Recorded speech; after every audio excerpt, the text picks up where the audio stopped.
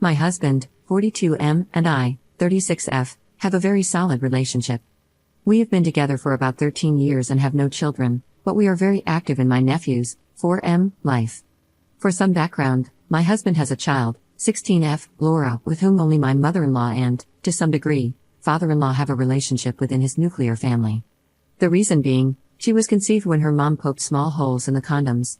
It was a whole drama, and my mother-in-law begged my husband to have a relationship with Laura, but he simply couldn't. He even had to get psychiatric help in order to cope with it. The mom admitted she did it so he would stay with her due to responsibility, but it did not work. He pays child support because the law mandates it, but nothing more. I didn't hear about this news from my husband but from my mother-in-law, and she emphasized that she liked me a lot and hoped I would be a good enough person to foster a relationship between my husband and Laura. I was flabbergasted and asked my now husband about it because my mother-in-law made it seem so different than the truth. He explained he was going to tell me before we moved in together, and to be fair, he kind of had already given me little bits of information here and there. He explained the whole situation and even told me I could go to therapy with him and see the psychiatric information if I wanted, but things were not as my mother-in-law said. His sister confirmed this as well and explained that this issue was the reason she was not as close to her parents anymore. Things went okayish for some time, and even the wedding went without issues. We all have several boundaries, and my mother-in-law more or less respects them, although she still has constant communication with Laura and her mom. We have had several cycles of very low contact with her. But things went into overdrive once my sister-in-law got pregnant with Mark. My mother-in-law started telling everybody it was not her first grandchild and all that cryptic stuff. My husband was so uncomfortable about it. She pushed for Laura to be involved in birthday parties, christenings, etc., but we all said no. She also invited both of them to her birthday party a couple of times, and we simply did not attend. Now, the new issue is that Laura has been so sad for not having her bio dad in her life, and my mother-in-law pressed my husband to do right by her. My husband said no and left immediately. I stayed while grabbing our stuff since I had brought food and told her it was not going to happen. According to my mother-in-law, Laura just wants to know my husband since he is her real dad, and despite being okay with her stepdad, it's not the same. She said she will give her our address and contact info because she is desperate for a connection. I told her I would call the police on all of them, and I said my sister-in-law will be very upset with her when she hears of this and to not be surprised to get less access to Mark. My mother-in-law called my husband cruel and me a bad person for encouraging his cruelty towards an innocent child.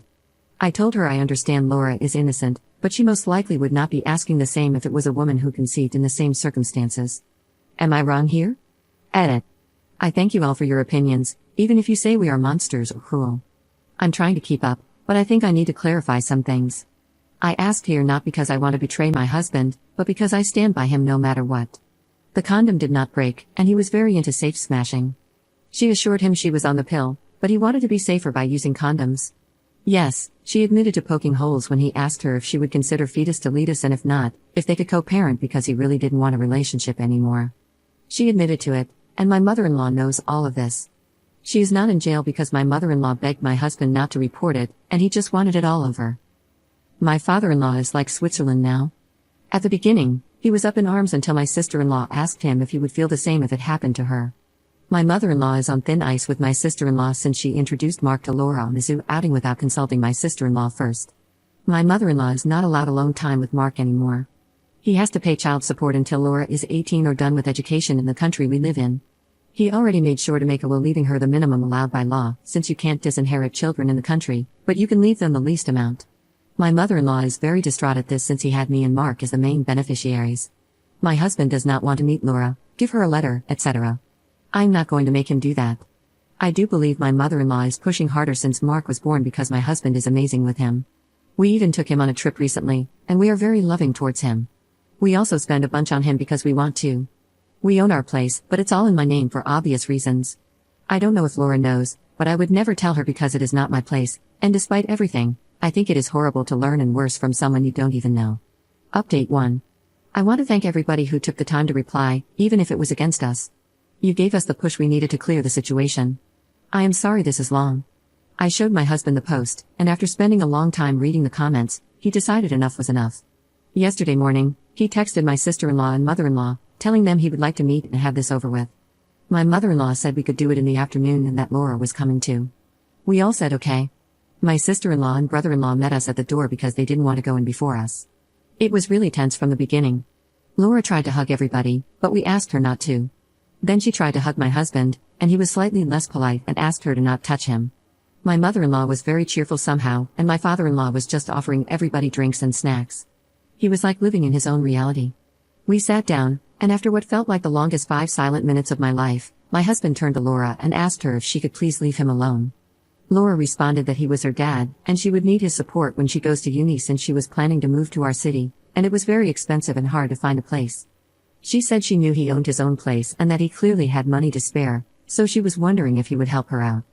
My husband said no, that he was already paying child support and would stop as soon as the law allows him to. She was upset but somehow kept going. She turned to me and said that at the end of the day, what is my husband's will go to her, since my mother-in-law explained the inheritance laws to her, and she wanted to be on good terms with me for when we need to decide what to do with the house, etc. I just told her not to worry because the house is in my name only, and there is already a will covering it all. My mother-in-law knew about the will but not the house situation. Laura was a bit taken aback and looked at my mother-in-law as if asking for help. She said that even if there is no future money, she thought my husband was unfair to her, that she used to think he simply didn't want to be a dad, but he is amazing with Mark, and we even take him on trips. My sister-in-law asked her point blank if she knew how she was conceived, and she does. Laura knows everything and says that while it was not the nicest way, her mom wanted her so badly that made it happen. She said my sister-in-law should understand because she is her cousin, and she would love a relationship with him. My sister-in-law was seething, and my brother-in-law told Laura he will literally call the cops if she tries to get near Mark.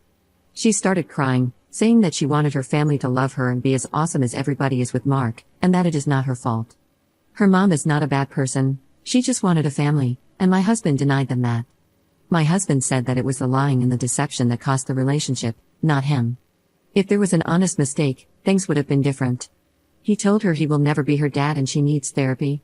He said that she could get a job instead of expecting him to pay for her life in the long term, and that he is not willing to have contact after today. My mother-in-law started begging both her kids not to go and maybe do family therapy. They both said they are going no contact with her, and my father-in-law is on thin ice. My mother-in-law is blocked everywhere. I guess this is it, no contact with my mother-in-law from all of us. My sister-in-law and husband seemed actually pretty happy with the decision. We had dinner together, and the topic was dropped after a couple of minutes, and we focused on other stuff. I'm sorry there is no Disney ending, but this is for the best, and I still support my husband's mental health above all. Edit. I think I would like to play a little devil's advocate regarding the money. When Mark was born, we started being very active in his life. We have yearly passes to the zoo, get him nice things, pick him up from daycare twice a week, took him to Disneyland Paris, etc. I believe my mother-in-law was showing her pictures, and that is why it came out like this, or at least it is my assumption of it. Her mom is not poor by any means, but she does have 2 other kids. Our city is very popular for student life, which makes it that much more expensive. My husband and I are not interested in having children of our own, we simply are ambivalent about the issue. I know it might have made my mother-in-law even more eager to have a relationship with Laura. We were giving her pocket money for some time, but we have decided to stop that as well and let her figure things out with her pension alone. I don't think we will have anything else to update in this case other than if Laura or my mother-in-law come around Mark, but I highly doubt this will happen. As much as we don't want a relationship with any of them, these are a teenager and a pensioner, not criminal masterminds.